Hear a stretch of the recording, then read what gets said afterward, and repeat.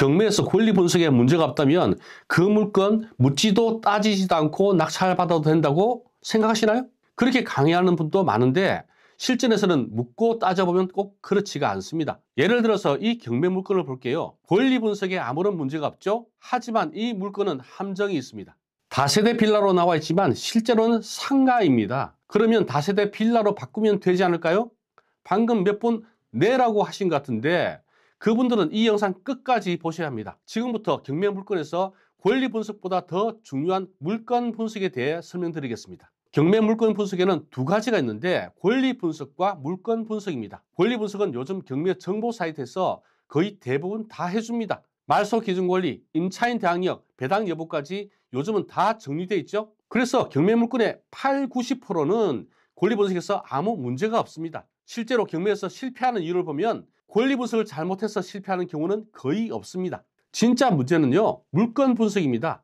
권리 분석은 낙찰받은 사람이 인수해야 할 권리가 있는지를 보는 거죠.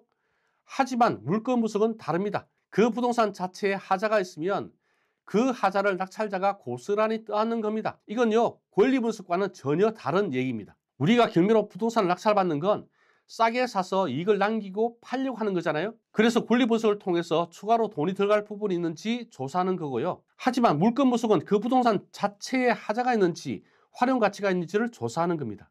예를 들어서 여러분이 아파트를 낙찰받았는데 그 아파트가 부실 시공되어서 비가 오면 전체적으로 누수가 된다. 이런 게 부동산의 하자입니다. 이런 걸 모르고 낙찰받으면 수리비도 들고 심하면 소송까지 가게 되죠.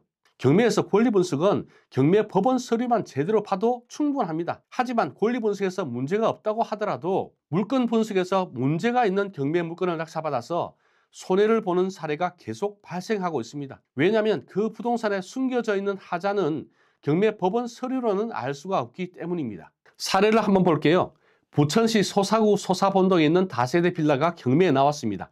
한번 유찰된 물건입니다. 권리 분석부터 해볼까요? 말소 기준 권리가 2023년 10월 수협에서 설정한 건저당입니다. 임차인이 있는데 전입일자가 건저당 설정일보다 늦죠? 그러니까 대항력이 없죠. 인수되는 권리도 전혀 없습니다.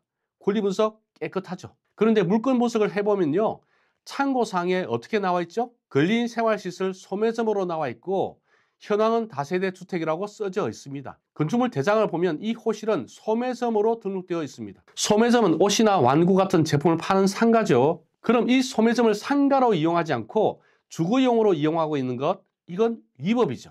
건축물의 용도는 법으로 정하고 있고 그 용도에 맞게 써야 합니다. 만약 이 상가를 주거용으로 쓰려고 하면 건축물의 용도를 바꿔야 합니다. 그럼 여기서 질문을 할 수도 있겠죠. 이 상가를 다세대 주택으로 변경할 수 있는 건 아닌가요? 변경할 수 있다면 문제는 없는 거 아닌가요? 그건 안 되죠. 왜냐하면 다세대 주택은 주택으로 쓰이는 층수가 4개층 이상만 가능하거든요. 이 건물 보세요. 전체가 6층인데 2, 3, 4, 5, 6 5개 층이 모두 주택으로 쓰고 있습니다. 3, 4, 5, 6층은 다세대 주택으로 정식 허가를 받았기 때문에 2층을 다세대 주택으로 바꿀 수는 없습니다. 그렇게 되면 주택으로 쓰는 층수가 5개 층이 되니까요. 권리 분석에는 문제가 없지만 건축물의 용도가 문제인 거죠. 이게 바로 권리 분석이 아닌 물건 분석입니다. 다른 사례 하나 더 보죠. 서울 은평구 단독주택입니다. 감정가 22억, 지금 11억까지 유찰되었네요. 권리 분석을 보면 말소 기준 권리인 건저당 설정 이후에 모든 권리가 소멸합니다. 임차인이 있지만 대항력이 없죠. 권리 분석 깨끗합니다. 이 건물 위치 정말 좋습니다. GTX-A, 3호선, 6호선, 트리플 역세권이죠. 지금 이 건물은 1963년도에 지어진 건물입니다. 정말 많이 나갔습니다. 이 경매 물건을 낙찰받는 사람은 이 건물을 그대로 쓰려고 낙찰받을까요? 그렇지는 않겠죠.